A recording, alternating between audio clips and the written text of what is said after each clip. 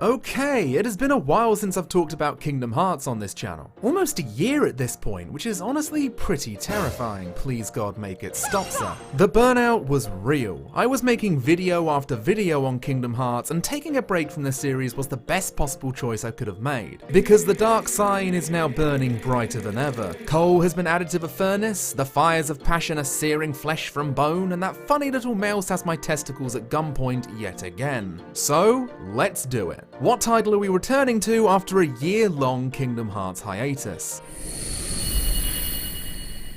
They ask you how you are, you just have to say that you're fine, when you're not really fine, but you just can't get into it. Now, light-hearted jabs aside, I know that Dream Drop Distance, or DDD as I'm going to be calling it from now on, has the fanbase pretty evenly split. And I used to lean more onto the side of liking it quite a bit, back when it was exclusive to the 3DS. That has changed, however. Replaying it again on the PS4 has absolutely opened my eyes to a myriad of issues, mostly environmental and gameplay related. But it's still far from being a bad game or even the worst in the series. The story, however, was always my least favourite, leaning on so bad it's bad at points. But I'll be damned if they didn't do a pretty good job at cementing one of the characters as my personal series MVP. So let us pick a pun, any pun, right in as we explore a game which sets up Kingdom Hearts 3 to the point of making Chain of Memories look like a joke. Don't forget that I have an entire playlist of Kingdom Hearts review and retrospectives, go check them out or you'll be pretty confused. But hey, that's the magic of the series. We've all been there at one point in our lives. Welcome to your goddamn indoctrination.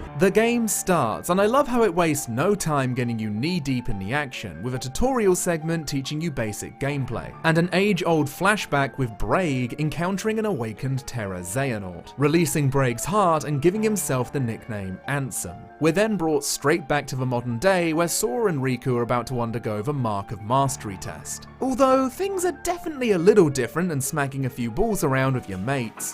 No, you see, instead of Mark Hamill, they are instead being tested by Yen Sid himself, asking the duo to enter sleeping worlds in order to wake them up fully by unlocking the sleeping keyholes. Now don't worry ladies and gentlemen, even though this is a bit of an ass pull, it's actually one of the more plausible ass pulls that Nomura has written. See, when Sora brought the worlds back from darkness in Kingdom Hearts 1, not all of them came back. Some of them are essentially in sleep comas. The lights are on, but it still doesn't wake them up.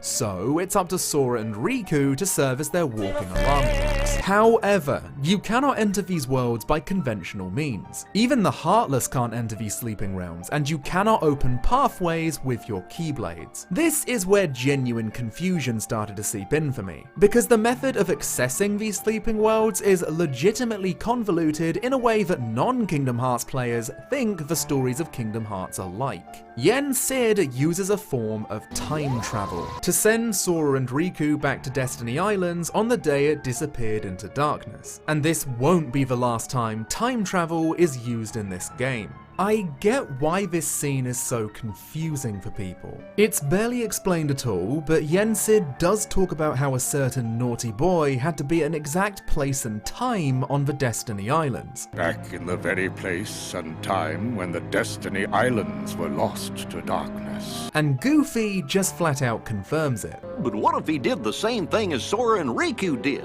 and he jumped through time? So this is just how it be. Sending them here also puts them back into their younger bodies, as they were on the day the islands fell to darkness, resetting all of their abilities in order to make it a proper test, and because the game needed an excuse to slap their asses back to level 1. As the islands inevitably fall to darkness, they slip through the sleeping keyhole that opens, and are then transported back into the modern day in a sleeping Traverse Town. How Traverse Town is a sleeping world when it's a world which serves as this universe's limbo is a little bit confusing, but I'll let it slide. Time travel, however, gets a big one of these. I'm sure I don't need to explain to any of you how introducing time travel into any franchise is a bad idea unless you have some very strict rules put in place. And the ones that are cooked up in DDD are very Kingdom Heartsy to say the least, and I'll try to explain how it works later into the video. I just hate how introducing time travel awakens so many more frustrating questions and gives me legitimate brain aches.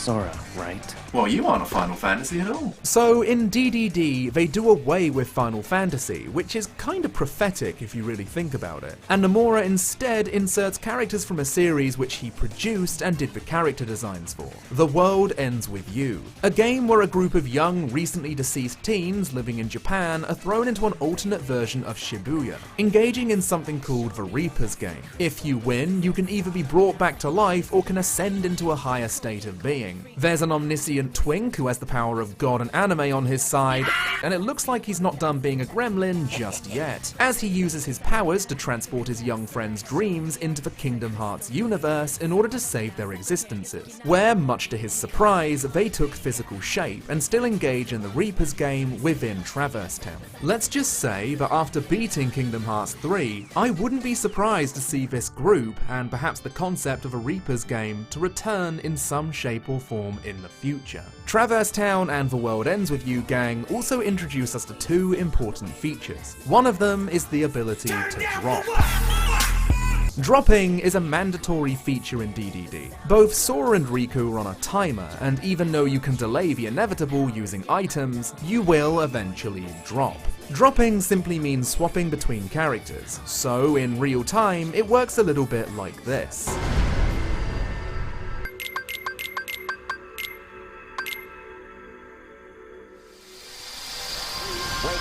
There's work to be done.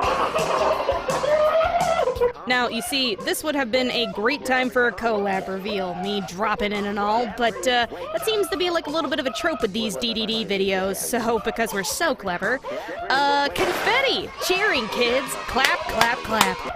Clemps, what the fuck? Anyway, hey gamers, what's happening? It's Super Butterbuns crawling back into this hot mess yet again. Now, me and Clemps have already collabed together with a Digital Devil Saga video on my channel, youtube.com/superloudmouth, and it's time to repay the favor. The blood pact is binding. Don't listen to Sora, y'all. Friendships are a struggle. Get it? It's like a Kingdom Hearts 2.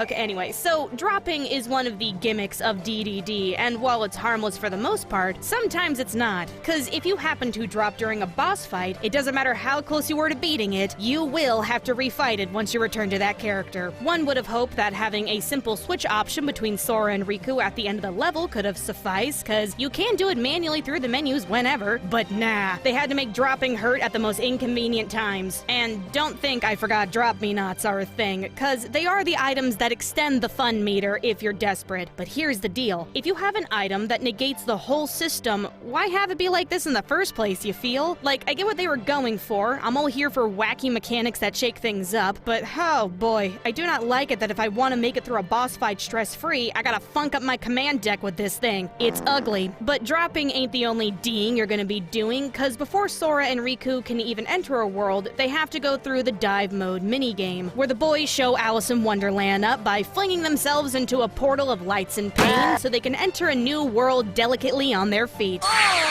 The dive modes can range from getting all the orbs without losing your teeth, to fighting a boss by stabbing it in the eyes. I'll be real, it's not the most elaborate minigame in the world, but it does make you feel like you're diving deeper into the dream, and who doesn't love getting a gold medal at the end? Don't mock me, game, you stupid son of a bitch! Anyways, back to this lovable nonsense. I neglected to mention that Sora and Riku, for a spoiler-heavy reason, are in separate versions of the worlds they visit. What a puzzling situation, because even the events are different for each character, and this will be a repeating pattern for each location. Frollo is still cartoonishly racist in both versions. Can't you see? I am interrogating this gypsy. Mrs. Obama, I've done it. I've stopped racism. He also summons this thing in order to put an end to Riku and Sora's shenanigans. Wait a minute! Who are you? You aren't a heartless, or nobody, and you definitely aren't an unversed. Well, this is the second thing that the World Ends With You gang introduced to the boys. These are Dream Eaters, and there are two types. One are nightmares, malevolent beings intent on finding the sleeping keyhole and putting it under threat. And spirits, who are the benevolent siblings of nightmares who have the sleeping world's best needs at heart, including taking down nightmares. These spirits are also your party members throughout the game. game. And here is where a potential controversial take may slip from my lips. That being, I actually kind of like these little guys. Oh, Clemps, you poor soul, you've been charmed by those adorable dead eyes. Dream Eaters make for good company, but oh boy, they are needy little suckers. Now, party members have always been a thing in Kingdom Hearts, most known for dying within seconds and not healing you. But DDD decided to be extra bold and attach Sora and Riku's passive abilities to these guys' skill tree. AKA, you're at the mercy of these balloon animals to really level up. It's like the equivalent of taking your overweight dog for a 5-mile walk every single day just so you can withstand being set on fire for a few minutes. So,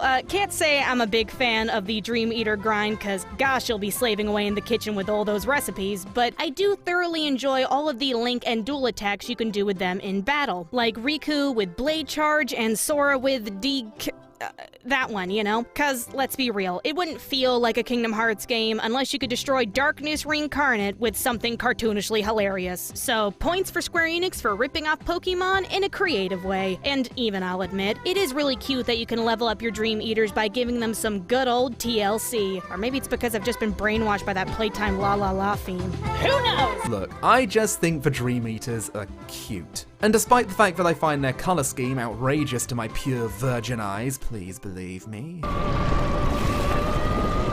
I like their overall designs, and being a big fan of talent trees, the way you unlock skills appealed to me on a personal level. They don't speak, which is a bonus in my eyes. This might be a good spot to find some ingredients. And you can name them. What other Kingdom Hearts game can let you have the whole cast of Family Guy as party members? Can you name one that isn't DDD? Didn't think so. Brian, look out!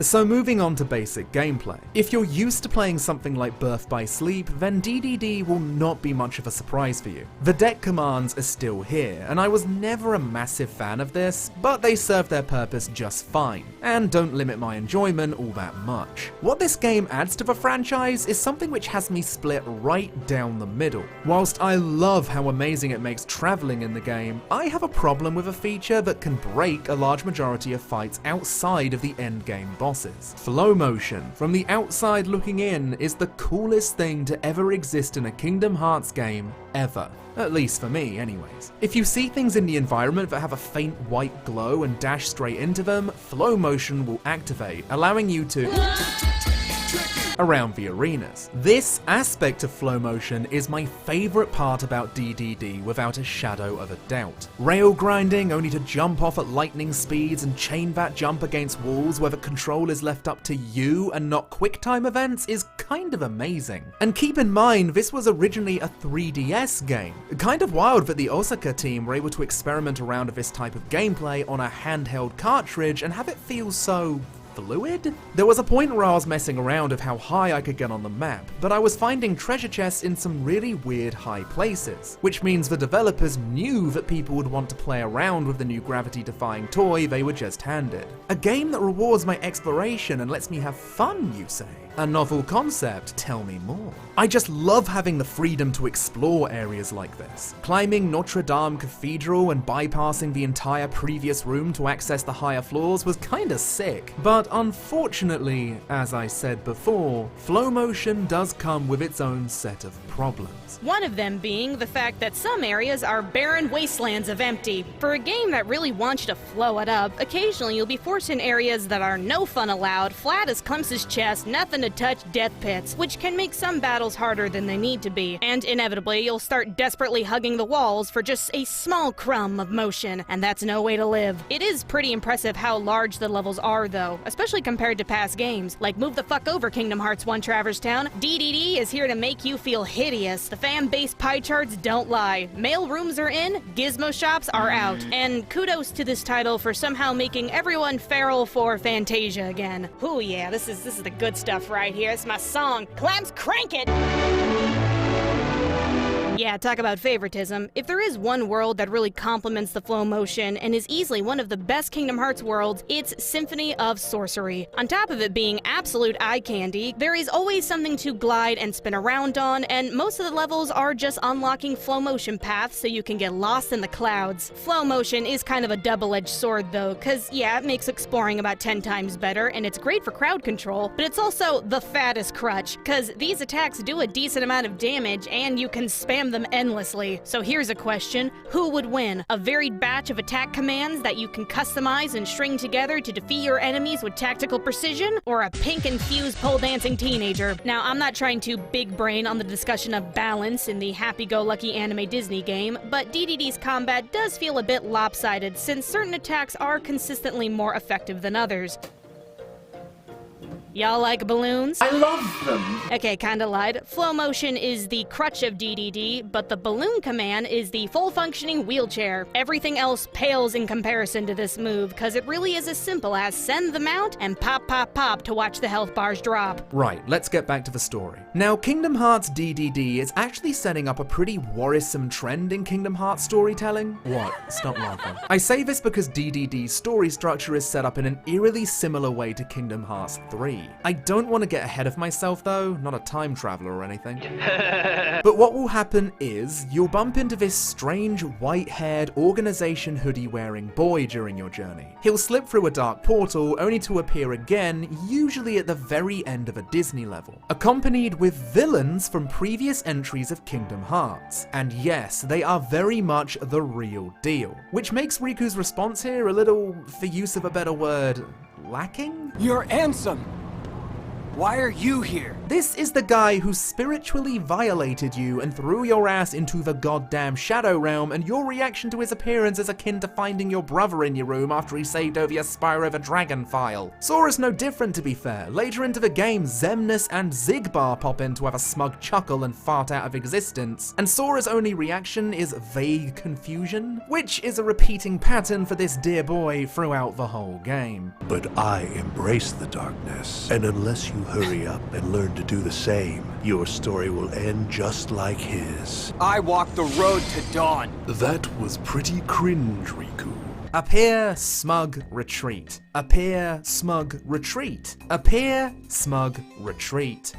Oh yeah, shit, Axel's here. I mean, Lee. Now a human, he kind of walks around for a bit to remind us these, you know, about. It's a thing. And you know what's another thing? The lack of things in Sora's brain. I'm sorry, I'm contractually obligated to make fun of DDD Sora, cause on top of him being confused 24/7, he's a bit dense. Like, would hug a man-eating bear thinking he could befriend it kinda dense. And look, Sora has never been the sharpest spoon in the drawer, but his goofy charisma in past games was balanced out with skepticism and sassiness, like when he roasts some of the old organization members. You gonna cry? But DDD Sora clearly had some kind of incident, since all of the wit has been kicked out of him. So you just get this overly trusting, baby-faced boy with God knows what going on in his head. If anything, Riku is the one that stole all the brain cells, cause he actually seems competent in DDD, and arguably acts like the real protagonist. Riku has always been everyone's favorite bad boy though, but this game shows his commitment to keeping his friends safe and a real understanding of his own weaknesses. I mean, who doesn't love an internally conflicted character? We're all a little bit emo underneath it all, and Riku just wears it on his sleeve.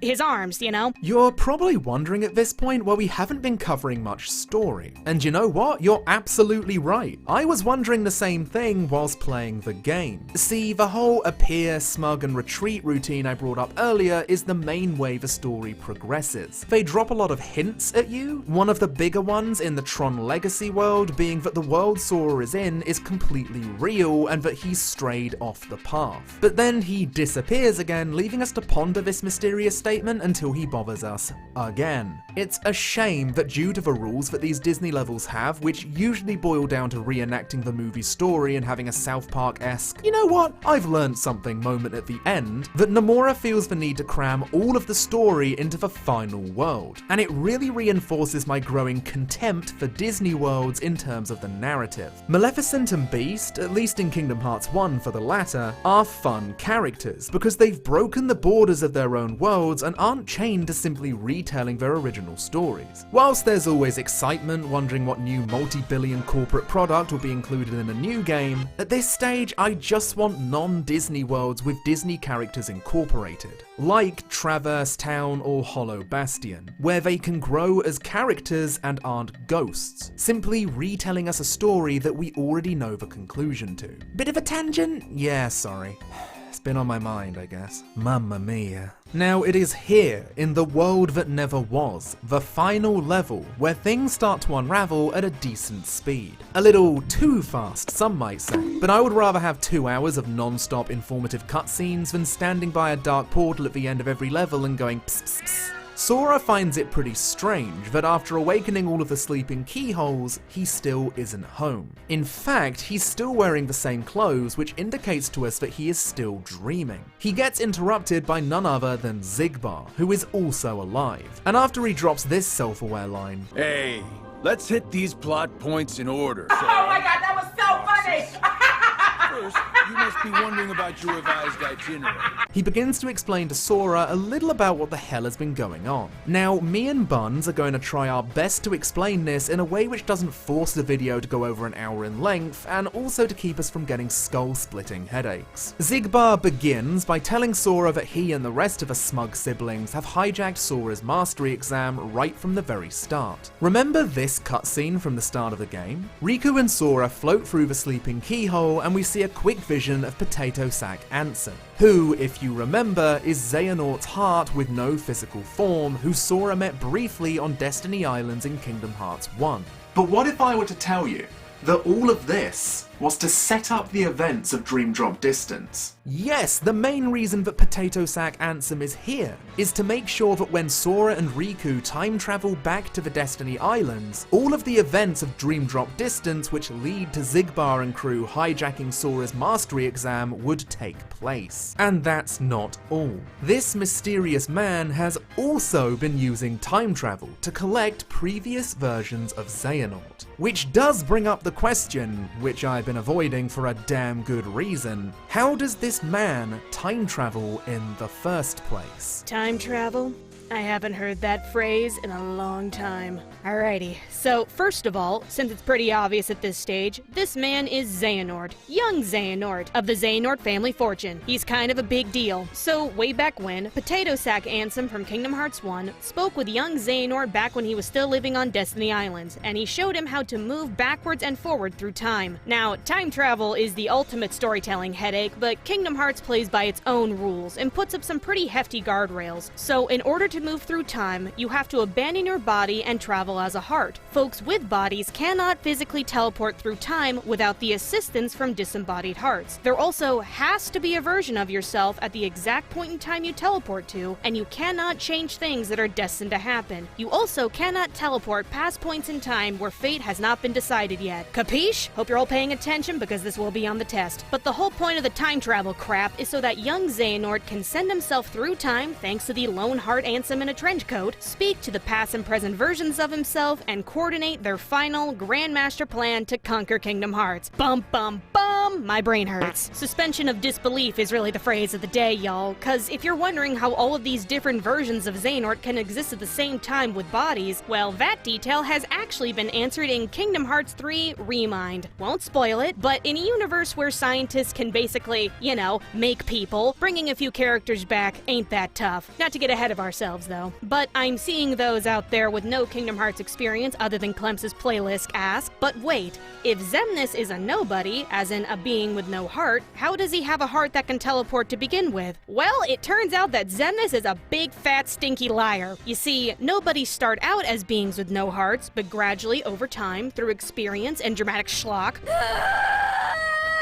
the body starts to replace the heart. This explains why all of the organization members, who we were told have no hearts, were very emotional. But here's the thing. In the script, this makes sense for characters to believe Xemnas' lies. But to us, the audience, it's so obvious that these people have emotions, therefore having hearts. Like, there's someone crying in every other scene in Kingdom Hearts days, and the chemistry has been electric since Kingdom Hearts 2. Like, where do you think these vibes are coming from, Do you take us as fools? Now that we have that out of the way, young Xehanort explains to Sora everything that we just explained, except with some elaborate imagery. He he hears the voice of Riku during this strange dreamlike trance. Cutting to the boy himself, he finds Sora in a whack-ass crystal prison, and out of this prison comes a nightmare. Riku tells the nightmare that he is something that nightmares fear. He's a Dream Eater. Did you see the not-so-subtle clues on his back? Yeah, that's what Riku is in this game. You see, when Sora and Riku were falling through the sleeping keyhole, he noticed something fishy. Subconsciously noticing Ansem's presence, which can only mean danger, he entered Sora's dreams. That's right, bitches, we're doing Inception rules now.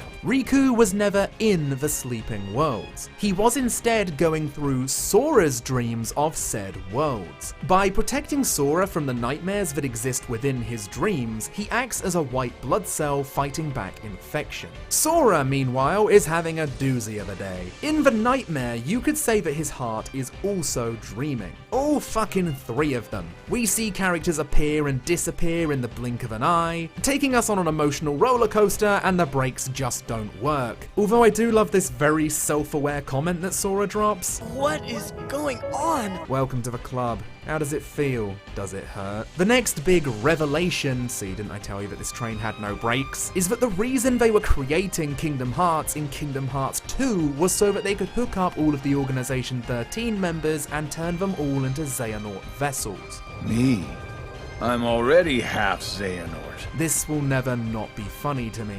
What is a Xehanort vessel? Think Horcruxes from Harry Potter, but they live, breathe, eat and shit until Xehanort needs to wear them like the disposable gloves that they are. Oh yeah, this thing right here, this big fat fucking X on Sora's chest right here, this is relevant. It's a tracking device. This will also never not be funny to me. Wait a second. If Xehanort can track Sora using the X's, then does that mean, oh my god, they've been on his ass since Kingdom Hearts 2? The new organization, as they call themselves, have trapped Sora here with one goal in mind: to weaken him to the point of becoming the 13th vessel for Master Xehanort, bombarding him with nightmare after nightmare until he finally succumbs to the darkness, allowing Xehanort easier access to Right in! But it looks like a certain someone who is residing in Sora's heart notices the danger that he's in, and encases him in his old armor, delaying the inevitable for as long as he can. Anyways, back to Drowsy over here. He has yet another fight with Ansem, where Riku essentially repeats his character growth from Chain of Memories, and we learn that Ansem is indeed stored in the balls. After beating the man, who reminds me more of a tenacious predator at this point. Maybe I'll bring ice cream. I can put it on you and eat it off your body. Ben & Jerry's Funky Monkey? Riku is finally sent into the real sleeping worlds, where the mission to rescue Sora truly begins. A Dream Eater. Is that where Sora is? How do I get across? Right. I get it. Reaching the throne room where Sora is located, Riku tries to save his friend but is stopped by young Xehanort, who he now has to take down. After this, the seats begin to fill up, leading to none other than Master Xehanort to take center stage.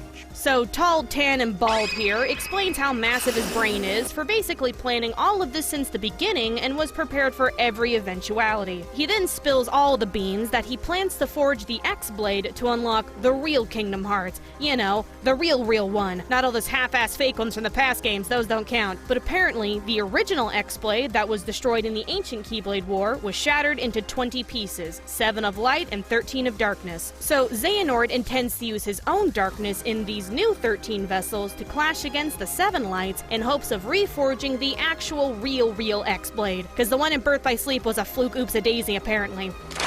Anyway, Sora is supposed to be the last vessel Xehanort needs, but before he can zuck his darkness into him, he is saved by Lee, who sasses up the room, almost breaks the 4th wall, and has a heated ex-boyfriend moment with Sayax. But all the petty fighting ends up eating up Xehanort's time, and he's forced to retreat until the next destined meetup. Kingdom Hearts 3 wink wink wonk wonk. The gang manages to return to Yensid's tower in one piece, but Sora is still knocked out cold. So being the stoic BFF that he is, Riku dives into his heart to wake him up, thus commencing Riku's final fight against the armor, keeping Sora nice and warm. Once he's defeated, Riku dives a little deeper and finds himself in Destiny Islands, where all of the hearts Sora has been keeping safe are chilling out. Riku ends up playing 20 Questions with Roxas, Ven, and Xion, and it's really cute and emotional, like it a lot.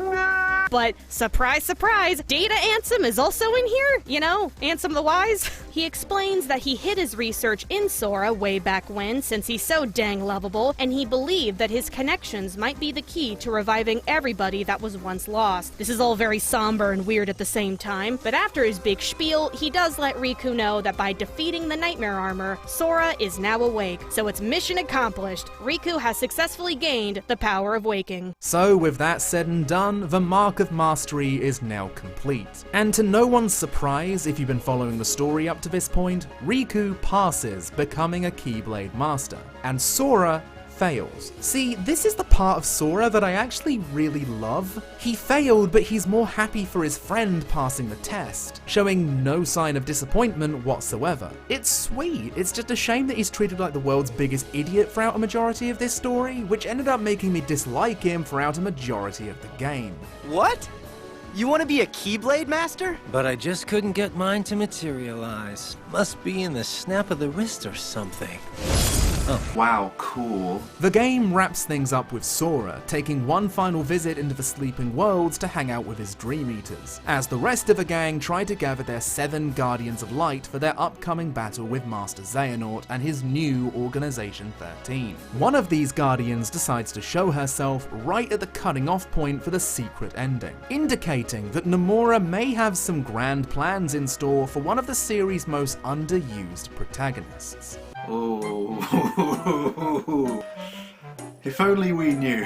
And with that, it's time to conclude the video. Dream Drop Distance is a frustrating title. With a few tweaks and fixes here or there, I believe it could have been a really fun, turn your brain off kind of entry. But sadly, there are just so many ways you can break the game, which admittedly can be fun at points, but that fun only lasts so long. Constantly cheesing bosses by throwing balloons at their face can get kind of boring. There are things I unironically enjoyed. Flow motion, whilst flawed, was a legitimately fun mechanic, and the Dream Eaters are just inoffensive, cute inclusions that I really wouldn't mind seeing again. The story was the point in Kingdom Hearts history where I really started to lose faith in Nomura's ability as a writer. I had no idea where he was going with the time travel elements, and all of the other silly shit that was thrust in here felt like too many ingredients in an already full sandwich. Oh, that's a big mood. Truth be told, DDD is what made me bitter towards the series for years while we were in waiting limbo, but in retrospect, this title did set up a much grander climax than what was expected. Thankfully, with Kingdom Hearts 3 being a completed game now with the Remind DLC, it's made me relax a fair bit in terms of DDD's story.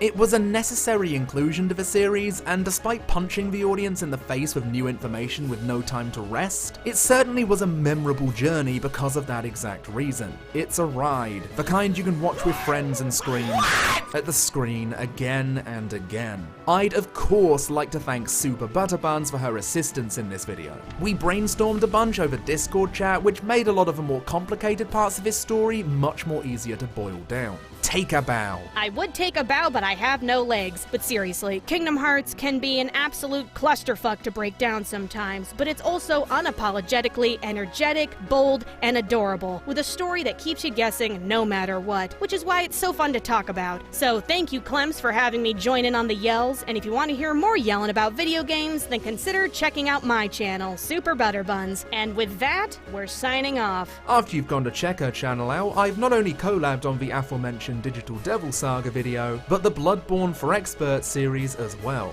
Go check them out for a damn good time. Hope you're all excited for whatever I have in store next, and thank you, as always, for watching. Alrighty, credits time. Firstly, I'd like to thank some named patrons, those being John Pretzel, Knife Waifu, Mr. Pants, and Warrior Button. I'd also like to thank all of my incredibly generous patrons who are already scrolling by on the right-hand side of the screen. Without you guys, these long-form videos would rarely, if ever, be a thing, so if you'd like to help me in the channel out, then consider pledging. The link for that can be found down below. I also have a Twitch account where I stream various things from, let's say, Kingdom Hearts Dream Drop Distance Critical Mode, and sometimes I'll just stream whatever the hell I want, so if you want to just jump in and watch me scream and scream and scream some more, then my Twitch channel can also be found in the description. Subscribe, like, and comment to help wake the algorithm up, and I'm gonna talk for a little bit about a future Kingdom Hearts 3 video. Of course it's gonna be a thing, but I've learnt my lesson from previous Kingdom Hearts videos. I loathe the fact that I burnt myself out so hard on a series that I love so much, and I don't want that to happen again. So I'm gonna focus on a few smaller projects, maybe get some other larger content out, and improve on my editing game. And then I'll definitely return to it. Kingdom Hearts isn't over at 3, so you can bet I'll be talking about it for many more years to come. Thank you again for watching, and I'll see you all next time.